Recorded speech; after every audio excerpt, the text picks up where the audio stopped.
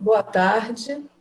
Eu sou Maria Tereza, diretora executiva da Embratel para o Mercado e Governo.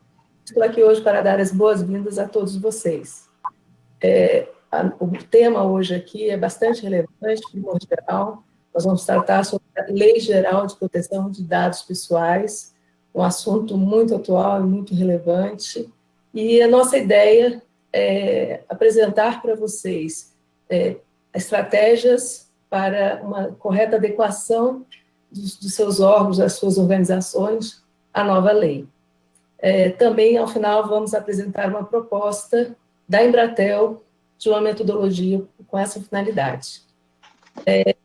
Para começar, nós vamos ter dois especialistas, um deles é o Yannis Stoyanis, que eu tenho que anotar o nome, porque senão eu não decoro.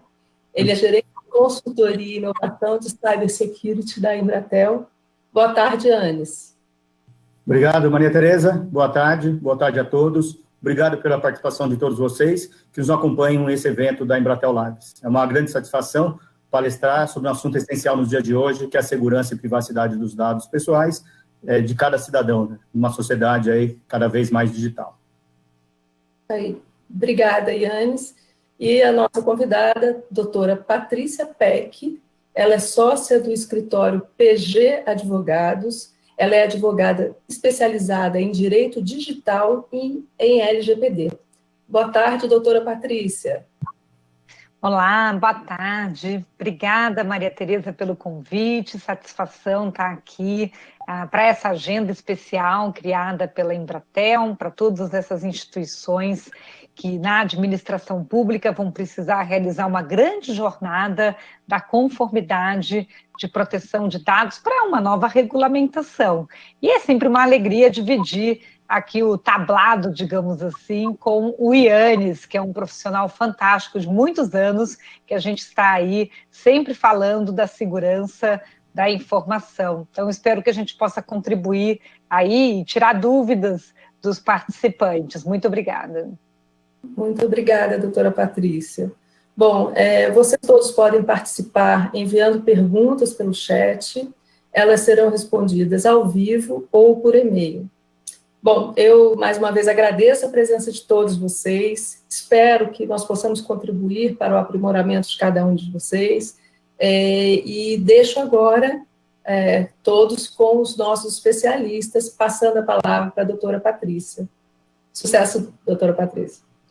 Obrigada. Então, começamos, né, nosso início aqui de diálogos com uma apresentação que fiz, né, elaborei para vocês, fica depois também à disposição para quem quiser fazer consultas futuras, para a gente fazer um apanhado aqui de uniformização do conhecimento. Então, eu queria colocar, né, como a gente prepara o ambiente das instituições para a governança dos dados, né? A proteção de dados, ela acaba tratando sobre direitos fundamentais. Então, se a gente pensa do lado da área pública, isso é algo essencial, né? Garantir ao cidadão que quando ele deposita dados pessoais numa instituição pública, essa informação está protegida, né? Quando a gente fala dessa maneira, parece muito simples, mas nós trazemos agora um novo framework que precisa ser seguido e que ele trabalha praticamente alguns pilares, né? E são pilares que vêm sido debatidos até na imprensa recentemente, até pelo momento que a gente tem vivido da pandemia. Mas vamos puxar um pouco de história para aqueles que estão se familiarizando mais com a matéria. Da onde vem toda essa questão da legislação de proteção de dados aqui para o nosso país, né? Nós estamos nos referenciando numa legislação que remonta uma temática na União Europeia com a Diretiva 46 de 95. Esse assunto de proteção de dados não é recente. Na maioria das vezes a gente vai ver que ele sempre fala de privacidade. Se a gente for falar de privacidade, a gente vai voltar mais atrás no tempo. Mas quando começou a se falar de proteção de dados, mais especificamente, a gente vai até 95. E de lá para cá, né, foi evoluindo para se consolidar, para se uniformizar a legislação dessa matéria até alcançar um regulamento único de proteção de dados, chamado aí com uma sigla que quase todos já conhecem mais, que é o GDPR, né, o General Data Protection Regulation, com o número 679 de 2016. A diferença do Brasil para a Europa principal é que lá, com a diretiva de 95, eles criaram o Dia Internacional da Proteção de Dados, que acontece em janeiro, e passaram a fazer campanha educativa. Então, a área pública começou a ensinar o cidadão há praticamente 12 anos atrás para recepcionar o que seria o tal do GDPR. Então, quando agora, em 2018, entrou em vigor a legislação lá, já era mais comum essa nomenclatura, o que é dado pessoal, o que é dado pessoal sensível, o que significa anonimização, pseudonimização, o que significa capturar esse consentimento, e mais que isso, as autoridades, porque cada um dos Estados-membros tiveram que criar um DPA, um Data Protection Authority, foram criadas. E aí passaram a responder consultas públicas, dúvidas das instituições, tanto públicas quanto privadas. Então, houve um trabalho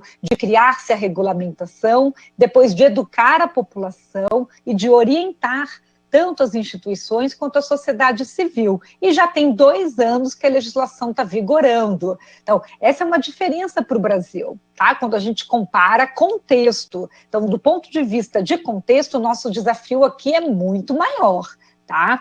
Por conta disso.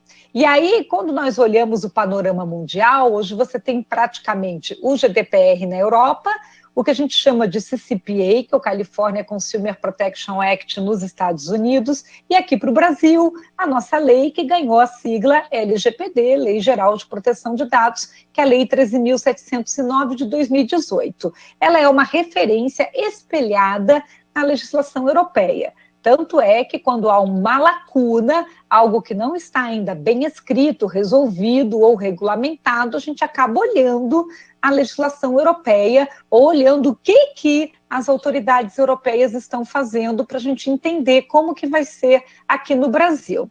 E os nossos vizinhos da América Latina, né? Há muitas autoridades aqui e instituições, tanto públicas quanto privadas, têm olhado, né, o comportamento aqui da região.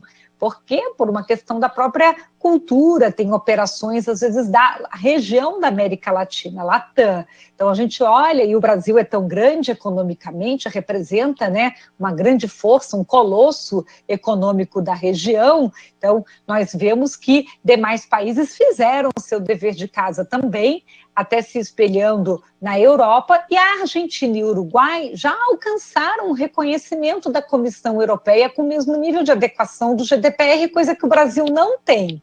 E o que precisa para o Brasil ter? Precisa que a lei entre em vigor e precisa que a gente tenha uma autoridade, que é a ANPD, que esteja instituída e ela tenha autonomia. Então, nós ainda temos que percorrer aí esse caminho para alcançar esse mesmo nível de adequação que já existe da Argentina e que já existe do Uruguai.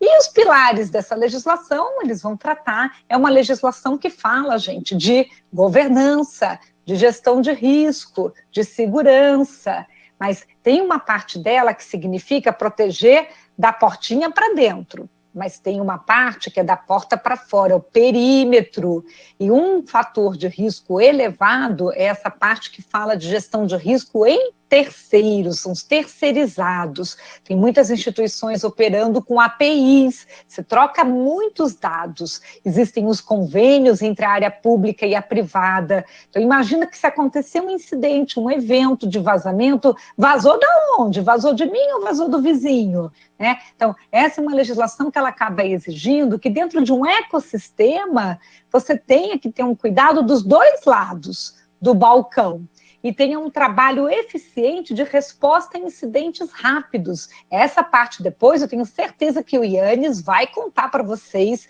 nessa metodologia desenvolvida pela Embratel, tá? Mas o que é importante nós pensarmos é que nós temos que ter uma visão que trata de medidas técnicas, fala de criptografia, vai falar de ferramentas, mas quando a gente fala a respeito de segurança e fala a respeito desses pilares de integridade, confidencialidade, disponibilidade, autenticidade, tudo é para finalidade de proteção. No final, falar de proteção de dados nunca vai conseguir ficar desgarrado de segurança, porque a segurança acompanha os dados, mas essa é uma legislação reputacional. E na área pública pode ser uma legislação até de cunho político. Por que político? Porque nós vamos aí para situações que você tem campanhas políticas. Imagina que é uma legislação que eu vou ter que harmonizar. Eu vou ter que harmonizar a LGPD com a LAI, com a Lei de Acesso à Informação. Eu vou ter que harmonizar a LGPD com os portais de transparência. Existe muito trabalho a ser feito, tanto no nível federal, estadual e municipal. A gente vai ter que ter portaria, decretos, explicando como que harmoniza. Porque tem informações que a gente vai precisar tratar tudo dentro do princípio da transparência e principalmente para atender finalidade pública. A gente já está vivendo esse desafio com a pandemia do Covid-19. A gente também tem que conseguir esclarecer para o cidadão que quando é capturado o dado pessoal dele para ser utilizado pela instituição pública, para que vai ser usado? Por quanto tempo vai ser usado? Vai haver compartilhamento através de algum convênio? E tem que ter um contrato desse convênio. Não pode ser de qualquer jeito, não pode ser puxadinho digital. Essa foi a crítica que recebeu, por exemplo, a medida provisória 954, quando a ministra Rosa Weber, no STF, disse, gente, mas isso aqui não está claro. Cadê o princípio da transparência? Cadê o princípio da minimização, da limitação de propósito? Não é porque a causa é justa, não é pelo fim público que pode tudo. Então, isso daqui realmente vai precisar ser revisto, pensado, e não dá para cada gestor público fazer de um jeito. Vai precisar realmente de uma padronização. E as multas vêm acontecendo nos outros países que a legislação já está em vigor. Esse aqui é um site muito interessante chamado Enforcement Tracker, e ele todo dia atualiza as multas que estão sendo aplicadas de proteção de dados. Vamos lembrar que estamos vivendo crise e é uma legislação arrecadatória. Por enquanto, toda a arrecadação das multas da LGPD vão para o FDD, Fundo de Provisão dos Direitos Difusos. Mas, às vezes, você pode estar pensando, mas o artigo 52 a 54, por enquanto tem a prorrogação que foi dada aí pela legislação recente, agora de junho, que o presidente Bolsonaro sancionou, e que isso também, a multa pecuniária não cai para o ente público, mas depende, porque pelo artigo 24 da LGPD, se for instituição de economia mista e se for de regime concorrencial, aplica multa sim, igualzinho para entidade privada, tá? Então, não é assim que não aplica para ninguém. Então, o Sistema S está sujeito, né? Bancos públicos estão sujeitos. Então, a gente tem que ter e observar isso daí com muito cuidado. E se nós formos olhar, na União Europeia, aumentou consideravelmente a quantidade de multas aplicadas em 2020. É uma legislação que, conforme ela amadurece, depois que ela entra em vigor, aumenta bastante a quantidade de multas aplicadas, porque passa aquele período inicial de advertências, né? Então, e agora com a pandemia, há um risco sempre muito maior de você ter mais incidentes. Tem aumentado o número de vazamentos, até pela condição de uso mais doméstico de internet. O home office aumentou, e aí as pessoas acabam realmente tendo um certo descuido, e os dados corporativos estão parando na casa das pessoas, às vezes de qualquer jeito. Quais são os tipos de violação mais comuns que têm acontecido e com multas mais altas? A número 1, top do ranking, insuficiência de medidas de segurança, que é o que provoca o vazamento. Número 2, tratar dados sem ter a base legal adequada. Número 3, não cumprir com princípios como o da transparência. Número 4, não cumprir com os direitos dos titulares, que é o Data Subject Rights, e assim por diante. Então, você também tem que ter uma estrutura para atender ali o artigo 18, 19, o titular pedir apagamento de dados. Tenho certeza que no primeiro dia que essa lei entrar em vigor, o que vai ter de site público e portal da transparência com pedido, requisição de apague os meus dados daí, até os servidores públicos vão querer que tire a sua informação. do site. Então, a gente vai ter que estar preparado na área pública para responder às requisições dos titulares. Aqui é só uma listinha mostrando alguns tipos de instituições que tiveram as multas mais altas aplicadas, tanto 2019 quanto 2020, dá para ver com multas altas aplicadas em 2020. E orientações, né, que têm saído por causa da pandemia. Então, algumas secretarias, alguns ministérios, fundações, institutos de pesquisa que estão tendo que tratar muitos dados pessoais sensíveis. A gente está tendo que controlar a população por causa do isolamento social. Aqui tem orientações preciosas de que podemos utilizar a tecnologia, mas essa captura de informações, essas informações têm que ter muito cuidado.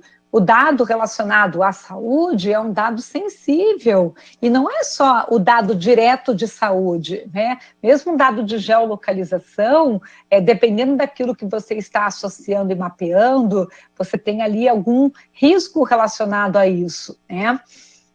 Então, a Lei de Proteção de Dados, ela tem como sendo um timeline. Aqui no Brasil, a gente pode fazer uma amarração desde a Constituição Federal, por causa da proteção da privacidade, passando por uma série de regras, de regulamentações, até chegarmos agora aqui em 2020, com essas alterações mais recentes que aconteceram com a legislação que eu já comento com vocês.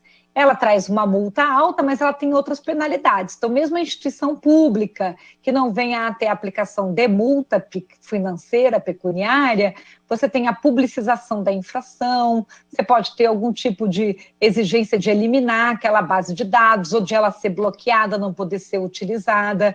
Quando houve a manifestação de você não poder utilizar dados do IBGE e serem compartilhados esses dados, mesmo que pelo motivo da pandemia, que foi a resposta do Supremo, numa primeira interpretação da LGPD, mesmo ela não estando em vigor ainda, tem a ver com isso, ou seja, assim como um cheque em branco não vai poder, precisa detalhar, precisa estar muito clara a questão da transparência, da minimização, da finalidade, a tabela de temporalidade, por quanto tempo isso vai ser utilizado, como vai ser utilizado, e assim por diante, né? Então, a LGPD exige trabalhar uma abordagem de cultura, de governança, de compliance e de reputação. Ela traz, sim, esse aspecto reputacional, inclusive para o gestor público. A questão é, gente, uma lei que é de 2018, que deu prazo de 2 anos, como que estamos? Qual que é o nosso estágio de implementação para essa legislação? Já fizemos quanto da jornada? Então, dado pessoal é aquele dado que está diretamente relacionado a uma pessoa natural, que é a pessoa física, identificado e identificável. Mas nós já fizemos projetos em que você captura o dado de um CNPJ, de uma pequena empresa, e praticamente aquela informação é de uma pessoa física, não é de uma pessoa jurídica, porque você já vem ali, o nome da empresa é o nome da pessoa ME. Aí depois vem o celular, depois tem o CPF, depois tem o e-mail do Gmail ou do Hotmail. Quer dizer, quando você olha aquilo ali, né? Então, essas informações do responsável daquela instituição, muitas vezes aquela PJ é uma PF com um CNPJ, também vai configurar. E o dado pessoal sensível, que a lei confere uma proteção maior com algumas prerrogativas, né? Fora os próprios tipos de titulares de dados. Então, vamos dar alguns exemplos, né? Só para dar um exemplo, uma situação que ninguém para pensar, mas placa de carro é dado pessoal. Então, você tem um espaço de estacionamento, você tem uma placa de carro sendo capturada pela via pública, onde esse dado estiver armazenado é um dado pessoal, porque ele é o identificável. Consigo chegar numa pessoa através dele, tá? O dado pessoal sensível, né? Então, quando você está relacionado, por exemplo, a um dado de saúde, biometria, mas também dados relacionados à filiação sindical, questão religiosa, né? Tudo isso. Então, dependendo do que você está capturando, até um dado de geolocalização, que vai mostrando que a pessoa foi na igreja, que a pessoa foi depois na universidade, mas que ela pode ter ido num determinado tipo de barzinho, que alguém fez um registro ali num sindicato, e assim por diante, isso daí tudo pode gerar um dado pessoal sensível, tá? E aqui estão os direitos dos titulares, que a gente tem que preparar o ambiente para poder atender. E todos têm que atender. E titular não é só o cidadão, o consumidor final, o funcionário, o servidor público é um titular, mas o visitante é um titular também, o fornecedor é um titular também. Então, você tem aí uma diversidade de titulares que tem que poder atender às requisições. No prazo da lei, a resposta a uma requisição de titular é no prazo de 15 dias. Então, a gente tem que ter muita atenção para poder controlar esse tipo de coisa. E aí, tem situações que a gente vai ser o controlador do dado ou o operador. Normalmente, o prestador de serviço é um operador. Eu já vi muitas dúvidas e perguntas na administração pública, quando a gente pensa assim, de repente, aqui a empresa de processamento de dados do estado, do município, provê tecnologia para uma entidade pública, né? Quem é que cuida disso? Quem é que cuida daquilo? Ele é controlador ou ele é operador? Então, às vezes fica assim dúvidas de qual é o meu papel na posição do jogo. O que define a posição de controlador é eu ter autonomia para continuar tratando aquele dado pessoal, mesmo que haja encerramento daquela relação de prestação de serviço. Se quando encerra o serviço eu tenho que apagar o dado, ele era apenas um operador. Se quando encerra o serviço eu continuo mantendo o dado e posso utilizá-lo com autonomia, independente da origem daquele dado, eu sou um controlador, tá? E aí, gente, quando traz a responsabilidade, na administração pública, a responsabilidade já é objetiva. Importante destacar. Só que ela também pode virar uma responsabilidade solidária com o operador. E esse é um cuidado que a gente tem que ter. Para a gente já ir encaminhando aqui, até para depois poder trazer as perguntas, fica essa questão do DPO. Toda instituição pública tem que ter um encarregado obrigatoriamente pela legislação. Então, quem vai ser o DPO? Outro dia eu estava numa prefeitura, antes ainda de começar a pandemia, e participei de um grupo de trabalho, e eles diziam assim, PEC, me diz uma coisa, como que a gente fica com essa questão de acúmulo de cargos em funções, se o DPO tem que fazer tudo isso aqui? Ele tem que aceitar as requisições dos titulares, a comunicação da autoridade, ele tem que orientar funcionários. Aqui dentro da prefeitura, quem vai falar com titulares vai ser ali, no caso, a ouvidoria. Quem vai falar com a autoridade é a procuradoria. Às vezes, quem vai fazer isso daqui é a nossa área de processamento de dados do município. Quem vai falar com os próprios funcionários ali a área lá que cuida de departamento pessoal. Então, assim, eles precisavam necessariamente construir um comitê e dividir essas atribuições com os cargos e funções que já eram distribuídos. Não dava para botar isso tudo numa única pessoa, porque teria um problema ali de conflito relacionado a cargos e funções na área pública. Então, esse é um ponto muito importante. Mas o contato do DPO da instituição pública vai ter que estar no site. Isso é uma exigência da legislação, tá? E lá fora, inclusive, tem essas discussões de nomeação inadequada do DPO virar uma penalização. Fica aqui muito interessante esse caso para vocês analisarem e refletirem, quando há um conflito que pode gerar, inclusive, um problema de conflito de interesses, né, do próprio DPO. Dever de reporte, né, isso é uma obrigação da lei, isso não gera uma infração. Então, se a entidade sofreu uma violação de dados, violação pode ser a exposição ao vazamento, a perda do dado ou o uso indevido. São 3 tipos de violação principais. Tem o dever de reportar, de comunicar à autoridade e ao titular. Então, como que está nosso preparo para o dever de reportar? Já fizemos um treinamento de sala de crise? Quem é que tem que estar envolvido na sala de crise? Quem é que vai reportar para a autoridade? É o DPO? Aí volta, quem é o DPO? Então, aí ficam essas questões que precisam ser definidas e deliberadas. Ele vai estar nomeado? Nomeado por quem? Então, aí vai precisar ser publicado? A nossa entidade precisa publicar a nomeação do DPO no Diário Oficial?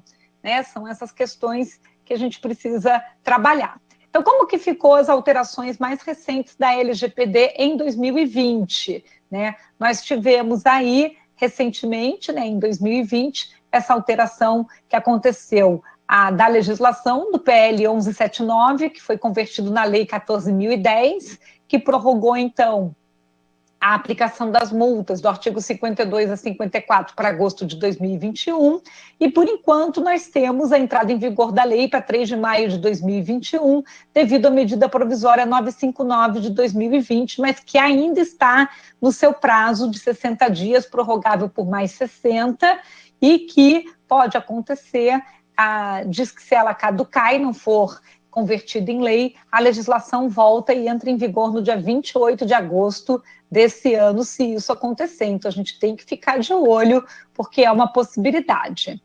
O roadmap da implementação é que, apesar de ser um projeto no início, né, porque temos um prazo para ela entrar em vigor, ela precisa se tornar um programa de conformidade de proteção de dados, porque é contínuo.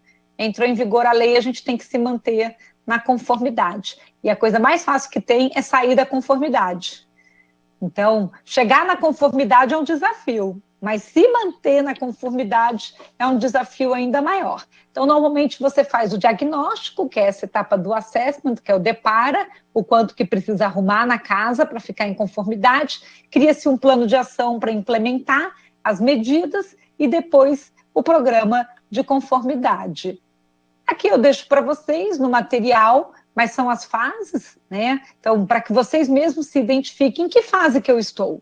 Estou na fase 1, na fase 2, ou já estou chegando na fase 3? Assim, se a lei fosse entrar em vigor em agosto, eu consigo? Estou pronto? Ou eu já estou contando com maio do ano que vem? Como que eu estou? Né? Qual que é a nossa situação hoje? Já estamos fazendo treinamentos internos? Como que está a cultura interna para a relação dessa temática? E aí, para fechar, com relação ao departamento de pessoas, que é onde trata-se muitos dados pessoais, são os próprios funcionários, no caso, os servidores públicos, tem que se trabalhar as bases legais de tratamento de dados pessoais, e se tiver alguma situação para aplicar um legítimo interesse, só para lembrar que quando a gente aplica legítimo interesse, a gente tem que fazer um documento chamado relatório de impacto. No caso da administração pública, acontece muito de ter que apresentar relatório de impacto, que é o DPIA. Você já tem o modelinho do DPIA, né? Isso é muito importante. E eu queria comentar que todo o capítulo da administração pública na legislação é o capítulo 4, a partir do artigo 23. E ali está dito que se a administração pública compartilha dado com outras entidades, só pode fazê-lo a partir de contrato e convênio, e o contrato e convênio precisa ser divulgado, reportado para a autoridade. Então, quando a NPD for criada, as entidades públicas vão ter que ter um novo procedimento de ter que passar contratos e convênios que tenham dados pessoais compartilhados com outros entes privados precisam ser reportados para a NPD.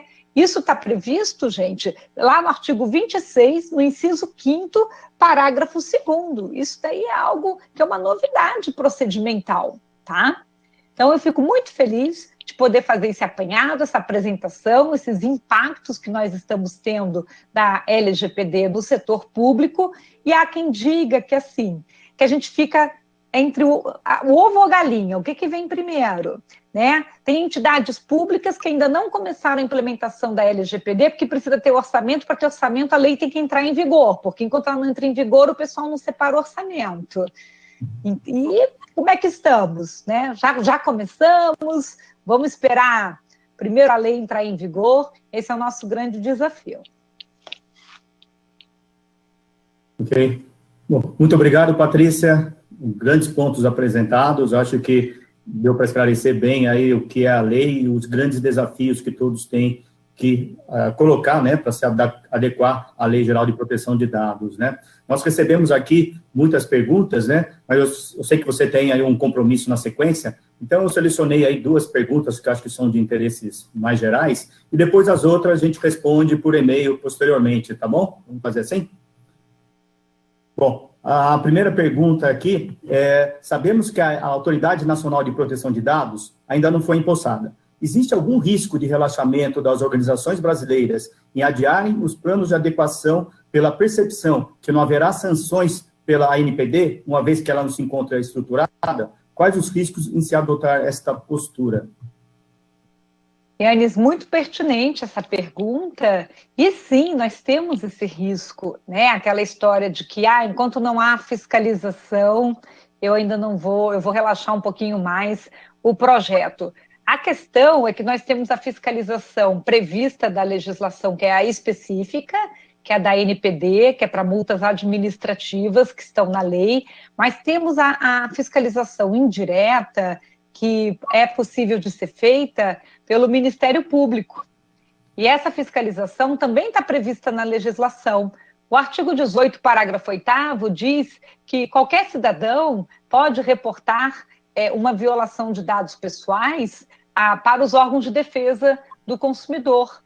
Então, a partir do momento que a lei entrar em vigor, pode-se utilizar o sistema de defesa de consumidor também para reportar. E como a gente tinha dito, que aplica as penalidades às instituições de economia mista e em regime concorrencial, esse setor, né, que às vezes fica bem ali nesse limbo, né, entre o público e o privado, ele tem um nível de exposição maior a risco nesse sentido. Ok, muito bom. Temos aqui mais uma pergunta, antes da sua despedida.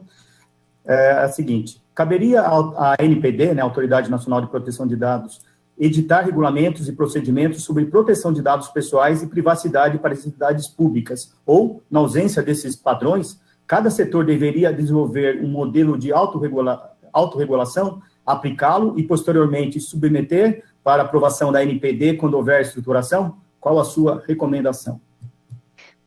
Yannis, o recomendável é não esperar pela ANPD. Nós mesmos temos apoiado associações, federações e alguns clientes, porque tem uma previsão da lei, que é o artigo 50, que você pode escrever o código de conduta, né? Então, seguir o regime da autorregulação e, inclusive, prever ali questões mais específicas. Você pode prever prazos para atendimento de requisição de titular diferente dos 15 dias que estão colocados lá do artigo 18. Você pode prever metodologias e melhores práticas de segurança mais detalhadas, porque a lei deixou genérica e não especificou questões mais técnicas específicas.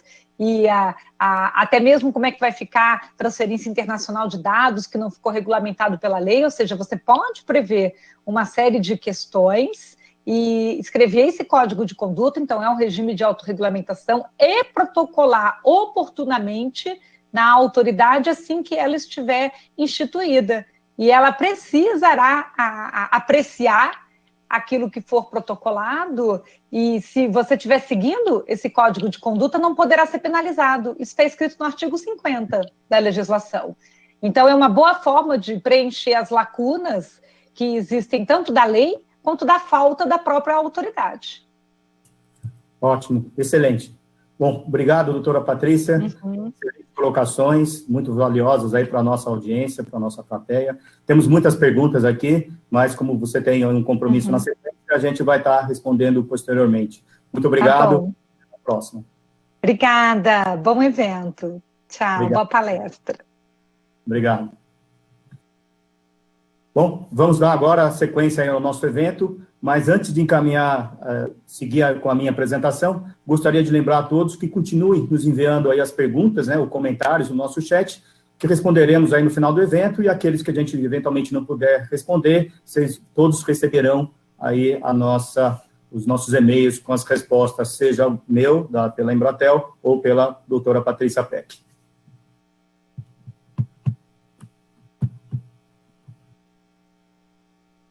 Diria aqui o controle.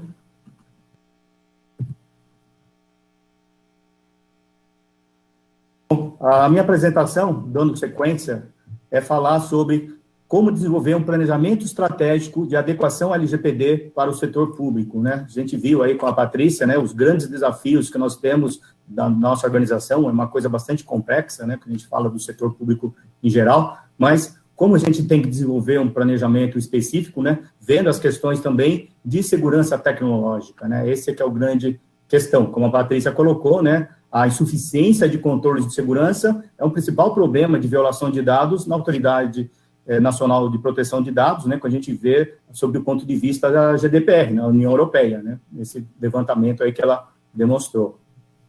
Mas o fato é que nós vivemos numa sociedade em evolução, constante evolução. E o progresso tecnológico, econômico e social, aliado aí ao desenvolvimento das relações pessoais e comerciais, né, propicia a prosperidade da nossa humanidade, né? Vivemos nessa humanidade cada vez mais desenvolvida, né? E para isso, né, para garantir todos esses direitos e garantias fundamentais do cidadão, como a Patrícia colocou, né, é interessante, é importante prover o bem-estar dos indivíduos, né, respeitar as liberdades das pessoas, né, do cidadão.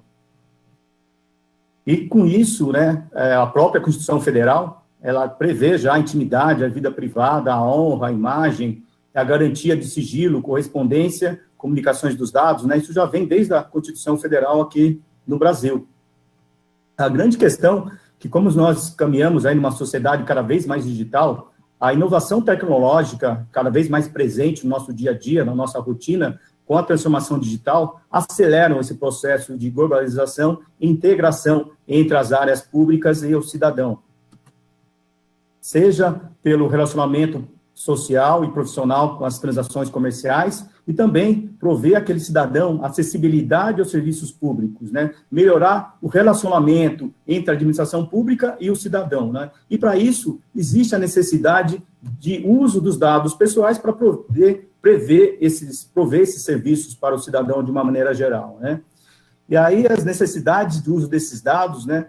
Desse relacionamento social, profissional dessas transações, acessibilidade aos serviços públicos, né, com o relacionamento aí da administração pública, o que a gente vê é um abuso do uso desses dados pessoais, né, muitas ofertas de serviços e produtos não solicitados, as pessoas começam a receber pelos seus aplicativos, pelos seus equipamentos, pelos seus e-mails, e isso também influencia no comportamento das pessoas e as suas atitudes. A gente vê aí o caso de fake news, né, o caso da Cambridge Analytica, que afetou as eleições norte-americanas, né? Então, tudo isso é um risco para a sociedade. E, por outro lado, também a coleta desses dados de uma forma inadequada, né, possibilita aí as práticas legais, cometer fraudes com aqueles dados que foram coletados, fazer extorsão, que alguém pegou uma base de dados dentro de uma organização e começar a fazer uma extorsão que realmente vai colocar aquilo, eventualmente, no mercado, no site público, avisar a Autoridade Nacional de Proteção de Dados, né, fazer uma ameaça, e às vezes aquela ameaça, será que é verdadeira, será que não? Né, será que a situação cabe ou não cabe? Né, então, essas são as práticas ilegais, né, ou eventualmente fazer algum risco aí de discriminação de uso desses dados por alguém aí que teve um acesso a um dado sensível de algum político, de algum cidadão que tenha maior exposição, né, então é uma grande preocupação, né. E toda essa evolução das tecnologias de transformação digital, né, influencia o comportamento da sociedade, né. Hoje, se a gente for ver, a gente usa os aplicativos, né, é totalmente diferente de 5, 10 anos atrás, né. E com isso, né, houve essa necessidade de aprimorar todo esse arcabouço jurídico, né, todas as leis, regulamentações setoriais, tratando aí de privacidade e proteção de dados. Né.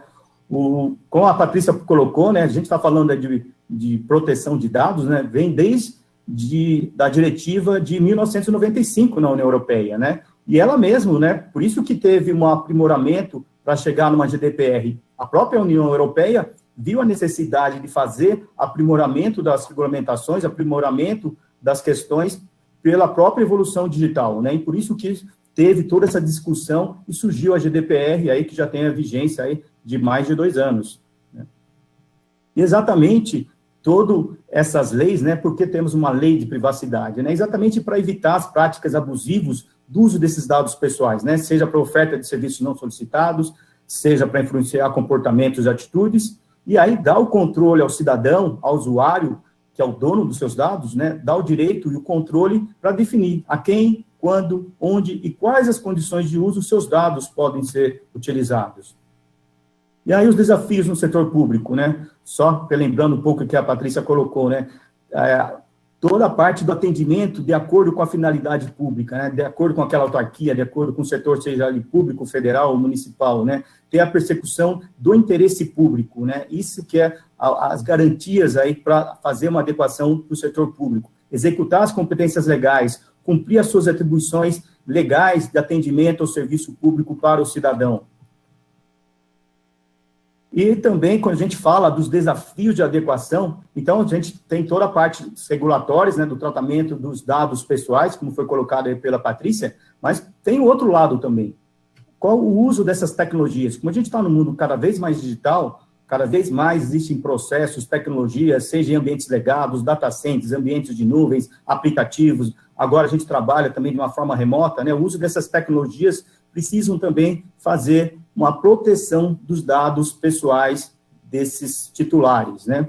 E os desafios regulatórios, né? Então, tem que ter toda a natureza jurídica, né, dentro, atendendo aí os propósitos legítimos, né, os procedimentos, as práticas que atendam toda a regulamentação aí da LGPD, e dar todo esse tratamento de dados pessoais, né, com a transparência, né, o acesso livre, e aí a gente fala bastante aí da Lei de Acesso à Informação, né, a LAI, como a Patrícia bem colocou, né, então, o direito do cidadão de ter acesso aos seus dados, saber o que está sendo utilizado, né, para garantir que realmente está sendo cumprido os seus dados dentro do interesse legítimo da prestação daquele serviço, seja por uma entidade pública ou por uma autarquia prestando um serviço para aquele cidadão, né? E quando a gente fala aí dos desafios tecnológicos, né, então, imagina uma organização, como identificar as fontes que têm dados pessoais, né, dentro de todos aqueles sistemas, que eventualmente podem ter sistemas aí com décadas já de uso, onde estão aquelas informações? Existem informações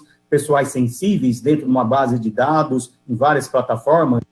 Será que os sistemas já estão adequados aí para a lei? O que precisa ser colocado de esforço para fazer essa adequação sistêmica que suportam esses processos que atendem o cidadão de uma forma geral? Como fazer a gestão do consentimento, né?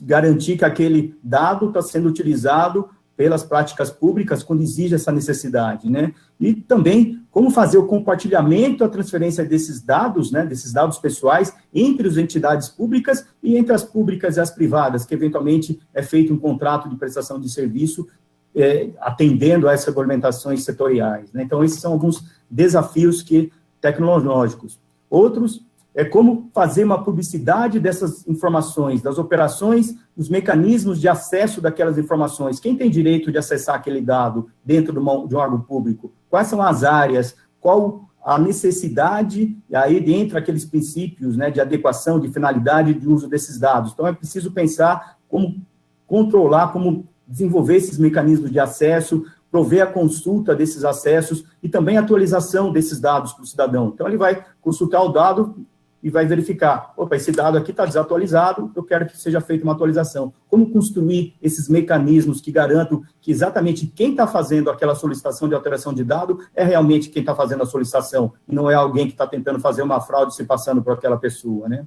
E aí outros desafios, como fazer uma anonimização daqueles dados que eventualmente não seja possível identificar quem é o titular, como garantir, como aplicar um algoritmo matemático que garanta essa anonimização desses dados, ou uma criptografia dessas informações, como garantir efetivamente um bloqueio de acesso àquela informação, seja por alguém que não tem acesso àquilo, ou por um atacante, por um hacker, por uma organização criminosa que eventualmente tenta obter aqueles dados para fazer fraudes, extorsões ou uso ilícito daquelas informações. E, por fim, como fazer uma eliminação daqueles dados, ou seja, pelo direito ao esquecimento, como a Patrícia colocou, se for um operador daquele dado, ele tem que eliminar aquele dado. E como é que você elimina aquele dado de uma forma consistente, garantindo que não pode ser recuperada, que algum especialista em tecnologia não consiga lá ir naquele disco de dados, né, aquele armazenamento de dados, e consiga, através de mecanismos tecnológicos, recuperar aquela informação? Como é que você garante isso, que o dado não pode ser recuperado, efetivamente está eliminado dentro aí da lei? Então, são esses alguns desafios importantes que têm que ser colocados, né? E os riscos tecnológicos, a gente fala eventualmente aí do uso da tecnologia, exatamente como a Patrícia colocou, a insuficiência de segurança é um dos principais problemas que a própria a União Europeia, né, as organizações da União Europeia estão sofrendo. Isso também vai se refletir no Brasil, não tenha dúvida disso, pelo que está acontecendo pelo cenário de ataques, porque existem dois pontos, né? Primeiro, a exploração de falhas sistêmicas, né? E vários sistemas que são colocados no ar, a gente já vê aí notícias do dia a dia, né? Os restos, né? O sequestro de dados, vazamento de dados, exploram as falhas sistêmicas. E outros também manipulam aí o comportamento humano, fazer ações com que alguns indivíduos façam ações que não estão dentro da sua alçada ou confiando em quem está solicitando aquelas informações, que a gente chama aí de engenharia social, né? Fazer uma engenharia atuando, aplicando métodos que você muda o comportamento daquela pessoa para fazer uma coisa que ela não está fazendo de uma forma adequada, mas acha que está atendendo a pessoa que solicitou, que eventualmente pode achar que é um próprio colega de trabalho, ou eventualmente o seu chefe imediato ou de outra área, solicitando uma determinada ação, que na prática ele não faria, mas como é um colega que está fazendo, então essas questões de comportamento humano também afetam bastante isso, essas questões dos riscos cibernéticos.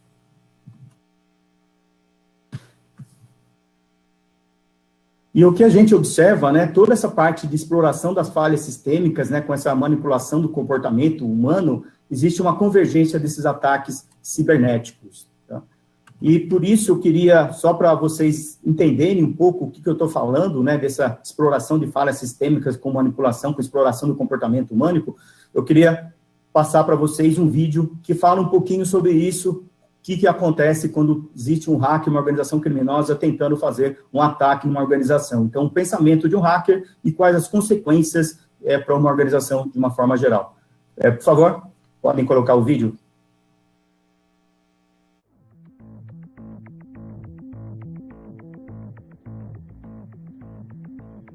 How did you decide to become a hacker? Well, I'm not really sure what it means to become a hacker. That's like some guy in a hoodie who types really fast and stays up all night writing code and cracking passwords. It's not me. I just spy on people and see what makes them click. It's not a bad job. Mark Hanning, CEO of Qualicart, set to report earnings after their blockbuster IPO. So you consider this a job? I put a lot of work into this. I'm not lazy.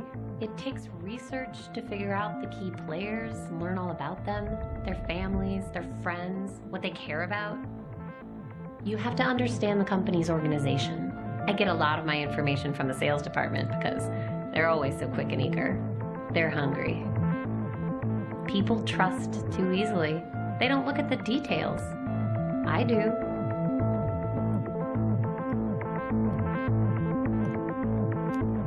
Details matter. That's what I'm good at. It has to look completely believable. It has to look familiar. This is where research is important. It's not some generic piece of spam. It's an email from their boss with their company signature. It's written in the voice of the boss. It's what he would say if he were writing this. What about the malware itself? How does that work? Somebody else out there already wrote all the code that does the actual attack. I'm just using it in the attachment. My skill is in my ability to get a bunch of people to click on that attachment. I always wonder what it's like when the whole thing unfolds on their end, when the panic sets in. Please leave your message after the beep. Hey, this is Rajiv in finance. Call me as soon as you get this. Something's up with my laptop. I can't. Katie, are you on your way into the office? Something's going on with our file servers. Karen in HR, our benefits dashboard seems really slow. We're getting calls from users on it. Can you call and get this? Joining conference now. Apparently, there's a malware attack targeting our main... It's ransomware. They're holding us hostage. We're locked out of everything. I can't even check my phone. What about the backup? That will take days. We need this fixed now. Just pay it. We don't have a choice. We're reporting earnings in 2 hours. But how do we know Just that they'll... pay it. Put every single person on getting us back up and running. That's the only priority now. Okay, it's done. I have the decrypt key.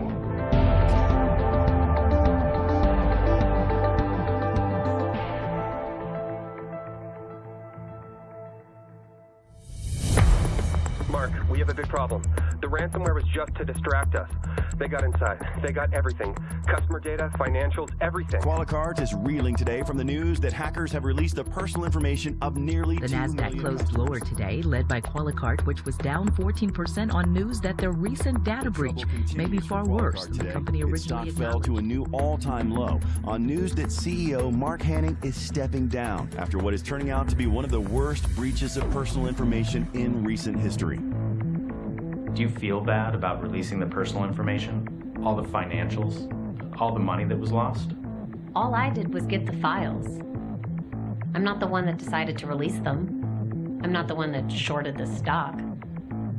Somebody else had their reasons for that. It's above my pay grade. I was paid to do a job, and I did it well. And that's what's expected of anyone, isn't it? Anyway, markets bounce back.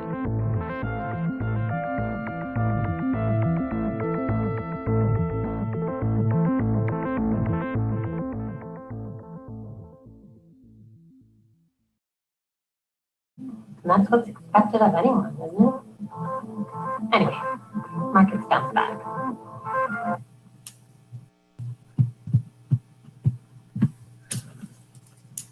Bom, obrigado. Bom, como vocês viram no vídeo, um ataque cibernético, as consequências que ele pode gerar para uma organização. Então, no primeiro momento, né, a forma de invadir a empresa, né, foi através de e-mail, mas foi um e-mail igual ao que o executivo da empresa passava, né? Então, o que é que acontece hoje em dia, né? Existe o que a gente chama de engenharia social avançada. As organizações criminosas estudam o comportamento, estudam a cultura da organização, entendem quem é o responsável pela organização, quem são as áreas-chave dentro da organização, quem são as pessoas que trabalham com aqueles dados, e aí enviam um e-mail se passando pelo executivo da organização, se passando por um colega, para fazer com que eles acessem um determinado link ou algum arquivo malicioso e bate no computador deles. E se o computador estiver vulnerável, o hacker, aquela organização criminosa, vai ter controle daqueles dados, né, vai ter controle daquelas informações, né. Então, essa é uma grande preocupação. E a partir dali, que ele fez a invasão dentro de um equipamento, dentro do computador, ele já está dentro da organização. E a partir daí, ele começa a vasculhar outros sistemas, outras bases de dados, para até identificar onde tem o valor, onde tem dados pessoais, eventualmente, dos cidadãos, onde tem, eventualmente, dados financeiros, outros dados bastante importantes. E aí, coletam esses dados de uma forma totalmente transparente, ou seja, a área de tecnologia, a área de segurança, às vezes, nem percebe isso, porque hoje, quando tem esses tipos de malware, eles observam o momento que podem atuar. Também teve toda uma evolução desses códigos maliciosos. Antes, no passado, né, alguns anos atrás, algum usuário que usava o seu computador, percebia alguma lentidão, que aquele computador não estava funcionando de uma forma adequada, falava, deve ter algum vírus. Hoje em dia, não. O computador é invadido, é contaminado, e ele só utiliza aquele equipamento no momento que está ocioso. No momento que o colaborador vai tomar um café, que ele vai sair para o almoço, ou que ele deixa o computador lá parado, nesse momento ele sabe que o processamento daquela máquina está com baixos níveis, é naquele momento que começa a ser utilizado. Quando ele volta a trabalhar na máquina, ele percebe, opa, tem alguém aqui na máquina, está utilizando, fica quietinho, está esperando a próxima oportunidade. Então, esses ataques estão cada vez mais sofisticados, né? A extração desses dados, né, também são passados para fora da organização através de processos tradicionais, dentro da área de TI, que acha que aquele é o procedimento normal, né, usando criptografia daquelas informações onde não é possível identificar que está tendo aquele vazamento. Então, é muito preocupante hoje em dia essa sofisticação desses ataques, né, explorando o comportamento humano e as falhas sistêmicas, né, existe toda uma organização criminosa por trás disso, né, e esses riscos tecnológicos, né, dessa invasão da organização com a indução do pessoal, né, com falhas sistêmicas, né, fazendo essa extorsão, essa extração de dados pessoais e dados financeiros, existe todo um comprometimento do ambiente tecnológico, né, e aí o impacto pode ser muito grande, né? Além das próprias aplicações das sanções, como a Patrícia Peck colocou em sua apresentação, né, as multas, as advertências, né, e podem eventualmente ser aplicadas em determinado momento, existe toda uma interrupção daqueles serviços, né, seja por um problema de um ransomware que atuou, ou seja porque teve um vazamento de dados, e aí existe a Autoridade Nacional de Proteção de Dados, pede o bloqueio, a suspensão do uso daquele dado, né, e como é que fica esse tratamento? Quais são os danos à reputação se a organização tem que ir à mídia, comunicar que teve um vazamento de dados, que teve uma violação de dados, que foi vítima de um ataque de ransomware, né, de um sequestro de dados, de toda a sua linha de produção, do seu atendimento, do seu cidadão, dos seus usuários, dos seus clientes, né? É uma grande preocupação sobre isso, né? E os desafios toda essa adequação, então tem toda a parte dos tratamentos regulatórios, né, de tratamento desses dados pessoais, mas é importante, é crucial também ver todo o tratamento tecnológicos para fazer a proteção dos dados pessoais. Então, é dessa forma que existe essa necessidade de garantir uma conformidade para a Lei Geral de Proteção de Dados, pensando nos dois pontos, né? Tratamentos regulatórios e também proteções tecnológicas. E o que a gente observa aí quando a gente fala de tecnologia, né? Primeiro, a escassez dos profissionais. Encontrar hoje um profissional de segurança especializado em privacidade, em proteção de dados, é muito difícil. Só para vocês terem uma ideia, há pouco mais de um ano atrás, a escassez mundial era de 3 milhões de profissionais, sendo pouco mais de 100 mil aqui na América Latina. O último relatório, que foi no final do ano passado, isso antes de entrar a questão do coronavírus e da pandemia, a gente já tinha um déficit acima de 4 milhões de profissionais de segurança no mundo e mais de 600 mil aqui na América Latina. Esse número, com certeza, aumentou com toda essa questão aí de necessidade de home office, de trabalho em casa, e todas essas questões aí de adequações das leis de privacidade de dados, né? Então, a gente tem um grande problema com isso. E a outra, mesmo que você encontre o profissional, qual a experiência profissional dele com relação a tratamento, a segurança de dados e a proteção? Eventualmente, ele pode fazer um trabalho legal de consultoria, mas ele vai estar baseado dentro da sua experiência profissional, dentro do que ele já trabalhou, dentro do que ele estudou. E aí, como a gente viu, é toda uma complexidade de ambiente para fazer uma proteção segura, né?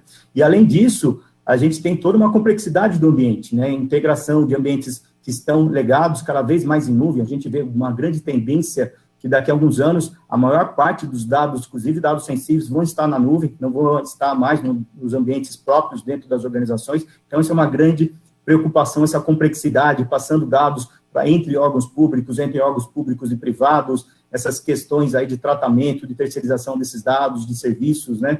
E aí tem uma questão da falta de padronização, de como fazer todo esse trabalho de adequação. E aí, exatamente, que a gente coloca, né? Toda essa parte de tratamento gera uma insuficiência regulatória, né? Você não garante que você está aderente à lei se você não tratou as partes tecnológicas de uma forma completa e adequada com todos os pontos que a lei trata. Então, eventualmente, uma organização pode achar que ela está em plena conformidade, que está fazendo ação, e às vezes pontos críticos, pontos essenciais que ela já deveria estar tratando, não foram observados. E aí, só quando ela tiver um vazamento, tiver uma violação de dados, e eventualmente tiver uma notificação disso, seja na mídia, ou seja pela Autoridade Nacional de Proteção de Dados, que ela vai tomar conta, vai ter ciência que deixou algo importante para trás.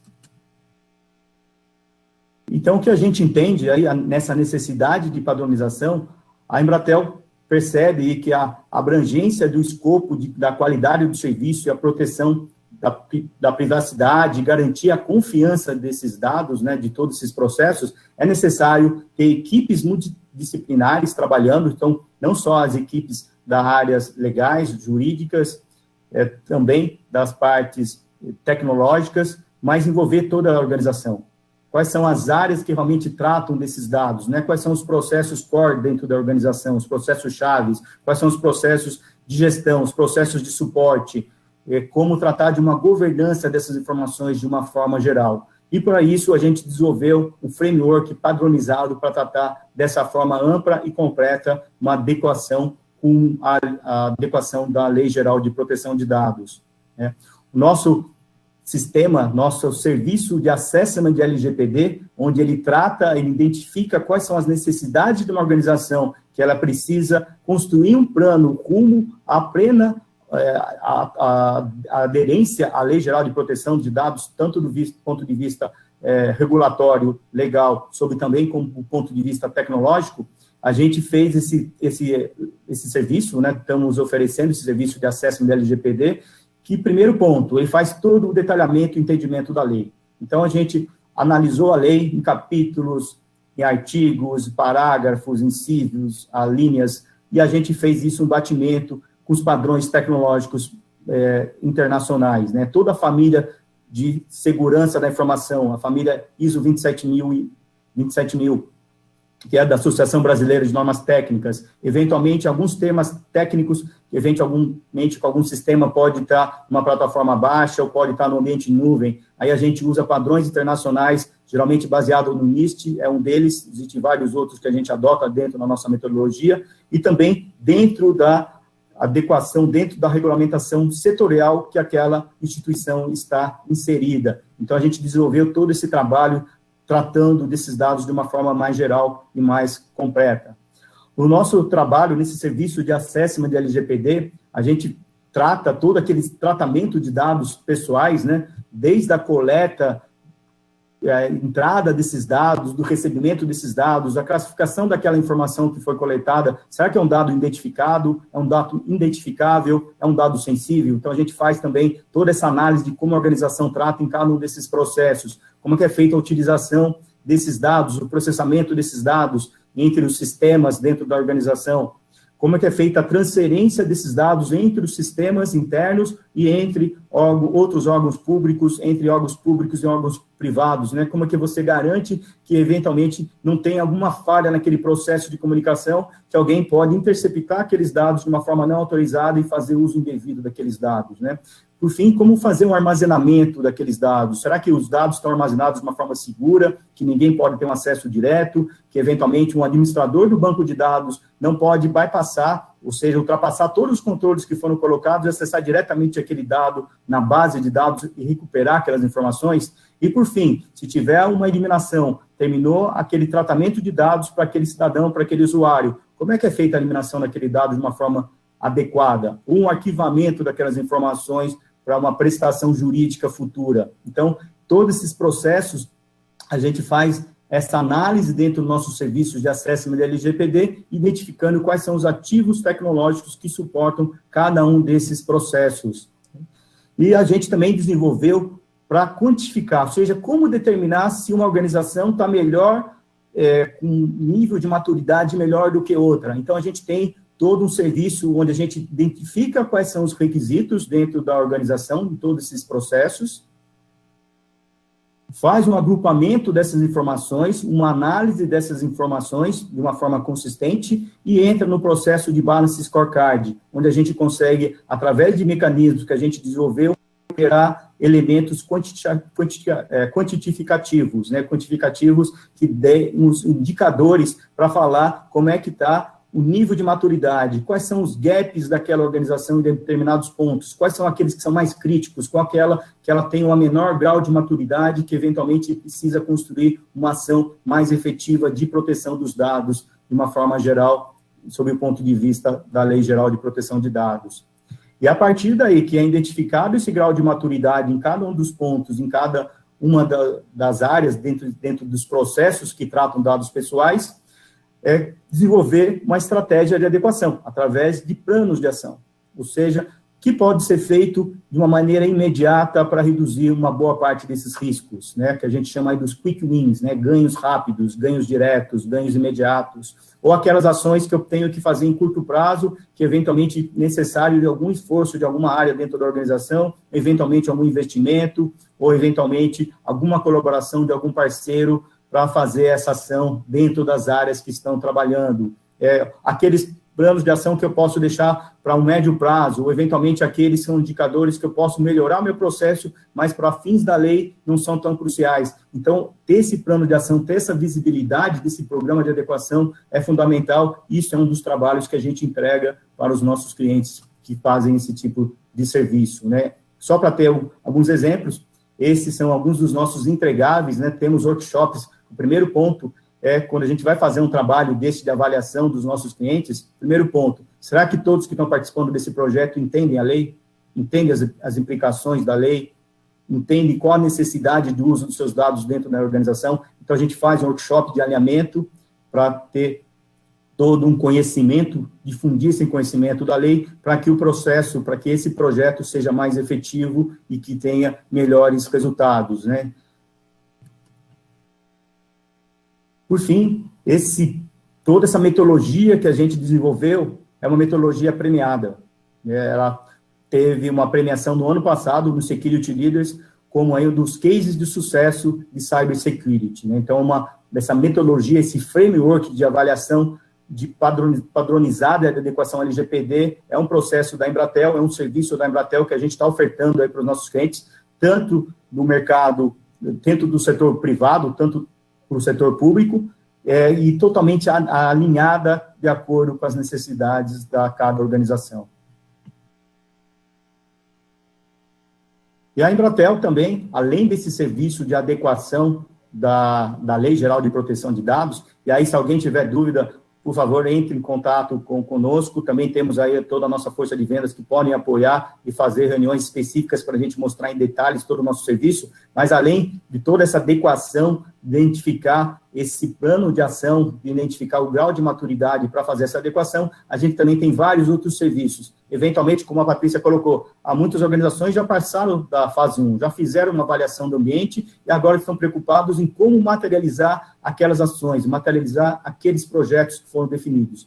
Também contem com a Embratel. A Embratel tem um portfólio amplo de serviços de adequação da Lei Geral de Proteção de Dados e também de proteção de informações dentro de uma organização, seja ela on-premise, né, dentro do ambiente próprio, seja ambientes em nuvem, seja do comunicação com terceiros. Então, a gente tem um amplo leque de serviços que a gente pode apoiar dentro dessa jornada de adequação. E quando a gente fala de adequação LGPD, eu sempre falo nas minhas palestras, em artigos, que a adequação LGPD é um processo cíclico. Toda organização ela é dinâmica, tem novos projetos, né, quando a gente fala de transformação digital, novas ideias de uso de dados, a própria lei muda com todo o tempo, né, a gente vê desde maio de 2018, ela vem se atualizando cada vez mais, né, é o mesmo que acontece na União Europeia, então, ela é um processo dinâmico, né, tratar da questão de aderência à Lei Geral de Proteção de Dados é um processo cíclico que tem que ser analisado de uma forma constante por toda a organização. E as recomendações finais, primeiro, fazer uma adequação de tratamento de dados, né, de acordo com a finalidade do serviço público, garantir a privacidade de acesso àqueles dados, por quem tem o acesso daqueles dados do cidadão, né, então a privacidade é importante, que a Patrícia colocou na conscientização de todos, na importância, garantir a ética do uso desses dados, de uma forma, a conduta de uso desses dados, prover mecanismos de acesso, de consulta, para prover aí, muito ligado aí a LAI, né, toda a parte de lei de acesso à informação, indicar um carregado, como a Patrícia colocou, é fundamental, é importantíssimo pela lei ter que ter um encarregado, mesmo que tenha um comitê interno que apoie esse encarregado, mas precisa ter uma figura dessa pessoa que realmente vai reportar perante a Autoridade Nacional de Proteção de Dados e perante aos cidadãos, perante aos usuários dos sistemas, dos serviços que são prestados dentro do setor público. Implementar mecanismos de proteção de dados, aí voltando um pouco na parte tecnológica, é um processo de resposta a incidente e também de reporte à Autoridade Nacional de Proteção de Dados, porque muitas vezes a gente fala, legal, tem aqui um processo de tratamento de incidente com a minha equipe técnica de segurança, mas que informação que vai ser dada para a Autoridade Nacional de Proteção de Dados e se tiver que ir à mídia, qual é a informação que tem que ser dada? Porque imagina que teve algum probleminha e aí vai alguém que não sabe exatamente o que aconteceu e fala uma outra coisa, né? Aquela questão do pingo d'água, né, num copo de água, né? Aquela tempestade, né? Fazer uma tempestade num copo d'água, né? Eventualmente, e aí para recuperar, falar, não foi bem isso que a pessoa quis dizer, que o nosso representante quis dizer, outra coisa, aí já foi, né? Até recuperar a questão da reputação perante o mercado, a gente sabe que é difícil e aí envolve muito tempo e investimento, né? E aí o que a gente considera também prover um debate, né, multidisciplinar em todas as áreas envolvidas em tratamento de dados dentro da organização, tanto da parte legal, jurídica, regulatória, também a parte técnica e as outras áreas que são envolvidas em todo esse processo, recursos humanos, as áreas que atendem o cidadão de uma forma que prestam esse serviço para o cidadão, as áreas também de segurança patrimonial, porque também tem os dados físicos, né, então é importante tratar isso de uma forma geral, a governança desses dados, a governança de TI, a governança da organização, levar isso para o board da organização de uma forma geral, estabelecer um programa de adequação. E, se necessário, selecionar um parceiro estratégico para fazer esse trabalho, que a gente sabe que é difícil. E, para isso, nós estamos à disposição, a Embratel está à disposição para fazer esse serviço, seja na fase 1, na fase 2, na fase 3, como a Patrícia colocou, desde o assessment, construir os projetos e, por fim, garantir a sustentação. E aí, a Embratel é a melhor opção no desafio de adequação à Lei Geral de Proteção de Dados. Bom, era isso que eu tinha para falar para vocês. Muito obrigado a todos, obrigado aí pela participação. E agora, convido aí Marco Bicudo, que é o nosso consultor sênior em segurança e privacidade da Embratel, para ler as perguntas aí que recebemos no chat. Bicudo, agora é com você. Boa tarde. Gostaria de agradecer a todos pelas perguntas enviadas e vamos iniciar as perguntas, Yannis. Temos a primeira pergunta do Otto Nunes. A lei de transparência determina a divulgação de alguns dados, como, por exemplo, nome versus salário, como tratar na visão da LGPD a questão da exposição. Ótima pergunta. A lei de acesso à informação, ela tem que ser colocada, né, é uma lei, né, e a própria Lei Geral de Proteção de Dados, ela fala isso no capítulo 4, né, do atendimento do setor público. O primeiro artigo desse capítulo fala exatamente do atendimento à Lei de Acesso à Informação. O que é necessário é garantir que quem está fazendo aquela solicitação daquela informação, de ter acesso àquela informação, é o titular daquele dado. Obviamente, se alguém, pelo fato de ter o acesso à informação, não é que vai ter que ser liberado as informações para todo mundo, para todo o público. É aquela pessoa que tem o direito, e aí entra um processo grande de tecnologia da informação. Como garantir que aquela pessoa que está pedindo o acesso aos dados, seja para verificar quais informações que tem dentro da organização, seja para validar se aqueles dados estão correspondentes aos seus dados pessoais, eventualmente uma alteração de endereço, eventualmente algum dado que não está mais adequado, ele consiga fazer essa alteração, identificar que realmente quem está solicitando é a mesma pessoa. Então, a lei trata disso, tem que ser colocado esse mecanismo e tem que ser levado esse ponto, não só na área de tecnologia, mas nas áreas de processo, como identificar aquele titular, como obter aquele dado, como passar aquele dado e garantir que quem está pedindo é realmente a pessoa que está solicitando. Esses são os papéis aí fundamentais, mas é importante construir todo esse sistema. Então, envolva a área de tecnologia, como garantir esses controles e as áreas que tratam desses dados de atendimento ao cidadão. Bacana. Nós temos uma outra pergunta da Adriana Debatim. No meio dessa turbulência que estamos vivendo com a Covid-19 e a instabilidade política e a criação da LGPD, será uma prioridade quando? Uma boa pergunta. Essa é uma boa pergunta que até a própria Patrícia comentou um pouco, né?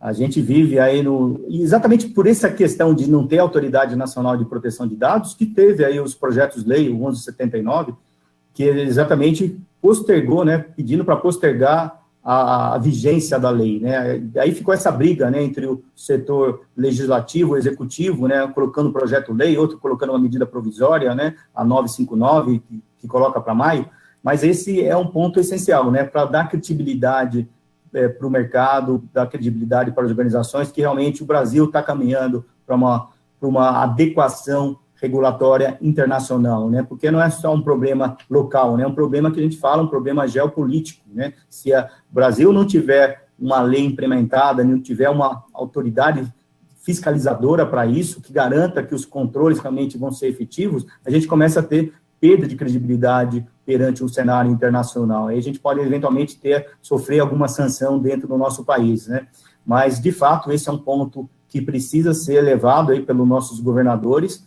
e é um ponto que, eventualmente, tem que ser tratado mais cedo ou mais tarde, né? Estamos agora nesse momento aí de pandemia, com essa crise toda instaurada em nosso país, mas é um ponto essencial que o nosso governo tem que tratar para dar credibilidade. Mas outro ponto, que até a Patrícia colocou, né? Até foi uma das perguntas dos nossos participantes. Não é para esperar a criação da autoridade nacional para entrar. O próprio Ministério Público já pode aplicar sanções se ele verificar que alguém não está atendendo de uma forma adequada, ele tiver meios e condições para fazer isso. Então, não esperem a autoridade para iniciar os seus trabalhos de adequação à Lei Geral de Proteção de Dados. Bacana. Nós temos uma outra pergunta do Ricardo Vação. Qual o perfil exigido para o profissional que irá ocupar o cargo de DPO? Nós temos algumas outras perguntas de DPO aqui também, Yannis. Ótimo. Bom, primeiro ponto, né, o DPO, ou encarregado, né, o DPO é a sigla lá na União Europeia, né, o Data Protection Officer, e aqui na nossa lei é o encarregado, mas é a mesma figura. Qual é a questão? Pode ser qualquer um dentro da organização, né? Existem organizações que colocam um advogado, né, é um cara que conhece bastante as leis, e outros que colocam aí um gerente de segurança, um diretor da área de tecnologia, né? Então, não existe uma regra certa, né? Mas uma questão é fundamental. É preciso ter um fórum, é preciso ter um comitê que apoie aquela figura, porque eu não posso, como a Patrícia colocou, eu posso ter um que vai tratar os dados internos, outro que vai comunicar com a autoridade, outro que vai comunicar com os titulares, mas precisa ter um único responsável dentro da organização, que precisa ser publicado até no site da organização, né, para a autoridade conhecer, eventualmente, para pedir alguma informação, pedir o relatório de impacto da proteção de dados, atender um atendimento de algum cidadão que eventualmente pede alguma informação. Então, precisa ter um único encarregado, independente se ele tem um perfil mais técnico ou um perfil mais legal. E aí, dentro da organização, ter um arcabouço, ter um comitê que apoie essa pessoa nas respostas das informações. Mas é importante ter uma única pessoa, isso a lei exige. Inclusive, esse encarregado não precisa nem ser um funcionário, não precisa ser nem um empregado, um colaborador de toda a organização. A lei permite que isso seja terceirizado. Então, eventualmente, pode ter o que a gente chama do DPO as a Service, né, uma contratação de um encarregado terceirizado que representa aquela organização dentro da autoridade de proteção de dados e também com os titulares. E aí ele tem um perfil, já tem o schedule, né, do que ele precisa ser feito, né, como se fosse um síndico de condomínio, né, eventualmente você contrata um profissional para isso. Você também pode contratar um profissional que seja o encarregado, que trate exatamente de todas essas questões legais e tecnológicas. É bom, você até respondeu uma parte de uma outra pergunta do Enoque Santos. Vocês identificam algum risco do CISO acumular a função do DPO? E juntamente tem a da Soraya Lacerda, em que ela fala, o DPO pode fazer parte do corpo de direção da empresa e no setor público. Então, pelo Enoque, aqui, algum risco do CISO acumular essa função de DPO? Bom, não vejo nenhum problema, inclusive, de algumas organizações que a gente atende, o CISO também tem essa função, porque muitas vezes, quando a gente fala de proteção de dados, né, algumas organizações começaram a levar isso na parte de segurança, falar proteção de dados, então precisa levar a tecnologia. Então, algumas organizações têm o CISO com esse chapéu, né, que figura. Exatamente hoje, a figura do CISO, ele tem um perfil mais generalista, né, ele não vê só as questões tecnológicas, ele atua bastante com a organização da empresa, né, da instituição em que ele é inserido. Ele entende quais são os processos, quais são as áreas, né, ele difunde essas questões, porque um dos papéis e responsabilidades do encarregado é também difundir privacidade e proteção de dados dentro da organização. Ele tem que entender o que é a lei e divulgar isso, para levar a cultura dentro da organização. Então, por esse ponto, muitas vezes o CISO tem esse papel, exatamente porque ele já trata há muito tempo, já estudou isso, mas não tem nenhum problema de colocar um advogado que conheça as leis e que, junto com o CISO, junto com uma área técnica, comecem a elaborar esse programa de comunicação, esse programa de conscientização, né? Isso vale também tanto para o setor público quanto do setor privado, né? Independente que quem seja. A questão que eu coloco é que quem for esse encarregado, ele tem que ter em mente que é uma figura que vai representar a toda a organização perante a autoridade nacional e perante os seus usuários, perante os seus funcionários, perante os seus clientes, perante o cidadão, perante a sociedade. Então, é fundamental ter alguém que tenha essa vontade de entender a lei, de entender a necessidade de implementar os controles e divulgar isso para a organização. Então, esse é o primeiro ponto, escolher alguém que tenha esse perfil, né, que consiga entender e ter essa articulação, principalmente de comunicação. Ok. E no setor público? Então, no setor público, pode ser alguém acho que da área jurídica, talvez seja recomendado, né, porque tem muitos aspectos regulatórios, e alguns que nós atendemos, alguns clientes do setor público, geralmente é alguém da área jurídica, né, ou regulatória, que eventualmente está aderido ou inserido, e quando a gente fala da lei geral de proteção de dados, né, tem a própria autoridade, mas eventualmente tem outros setores que fazem essa regulamentação, né, dentro do que ele está inserido, né, dentro de um banco central, dentro de uma outra a agência reguladora em que a organização está inserida. Então, eventualmente, colocar alguém que já tenha esse perfil, que já trate com outras agências, eventualmente de controles internos, pode ser adequado para o setor público. Bacana. Temos uma outra pergunta da Soraya Lacerda também. Os dados sensíveis só se tornam um problema quando é possível identificar a pessoa ligada à informação sensível. Se a informação da pessoa for descaracterizada, os dados sensíveis podem ser compartilhados para, por exemplo, estatísticas epidemiológicas? Excelente pergunta. A lei, ela trata, eventualmente, algumas coletas de dados, né, podem ser usados aí no sistema de business intelligence, né, para identificar tendências estatísticas, né. Você pode pegar esses dados e fazer o que a lei trata de anonimização dessas informações, ou seja, pegar os dados que remetem a um titular de informações, fazer toda uma transformação através de mecanismos tecnológicos, algoritmos matemáticos, que aquele dado não consiga identificar quem é o titular daquela informação, e a partir dessas informações, fazer uso e tratamento disso, seja para uma análise de tendência, análise de dados, especificamente, desde que você não consiga identificar o titular. Bom, Bicudo, obrigado. Só para falar, nosso tempo está acabando aí para todos. Vamos aí à última pergunta, Bicudo. E as demais que chegaram, que a gente não conseguir responder aqui, a gente responde posteriormente através de e-mail, ou eu, ou a própria doutora Patrícia Peck, tá? Então, Bicudo, vamos aí à última pergunta. A última pergunta é da Karine Bonfim. Muitos órgãos informam que estão aguardando um maior detalhamento regulatório sobre o tema, pois há as questões de lei da transparência das informações. Onde fica o limite de informações a serem protegidas pelos órgãos e a lei da transparência? Bom, ótima pergunta. É importante entender primeiro, em termos de tratamento de dados, né, qual é o objetivo do tratamento, a finalidade, né, o princípio da finalidade, o princípio da adequação, o princípio da transparência do atendimento daqueles dados, né. Então, o primeiro ponto é analisar, será que os dados que eu estou coletando dentro da organização estão condizentes com a prestação de serviço que eu faço para o cidadão, para o meu cliente, para o meu usuário? Esse é o primeiro ponto. Mas não existe exatamente o que precisa ser feito, né? Então, a lei fala bastante de adotar as melhores práticas de segurança, adotar as melhores práticas de proteção de privacidade de dados.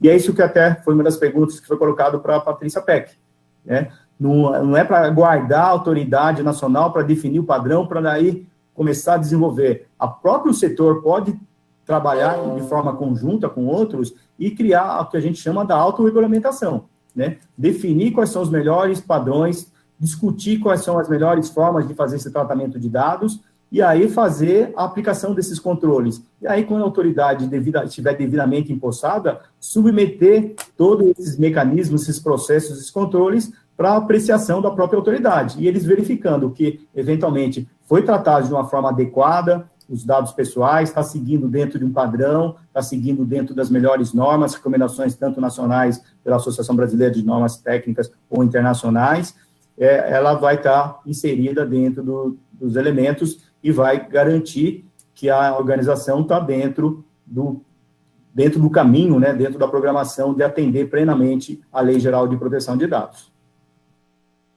Bom, primeiro eu queria agradecer, espero que todos vocês tenham gostado aí do nosso evento, e que muitas dúvidas aí tenham sido esclarecidas ao longo dessas duas apresentações e ajudado a todos vocês nesse novo desafio que é a adequação à Lei Geral de Proteção de Dados. Tá? Muito obrigado a todos, uma grande tarde para todos, e agora também no final vai aparecer para vocês aí uma tela de um QR Code que remeterá vocês a uma pesquisa e ficaremos muito gratos se puderem nos responder. Obrigado mais uma vez a todos e uma boa tarde. Até a próxima. Obrigado a todos.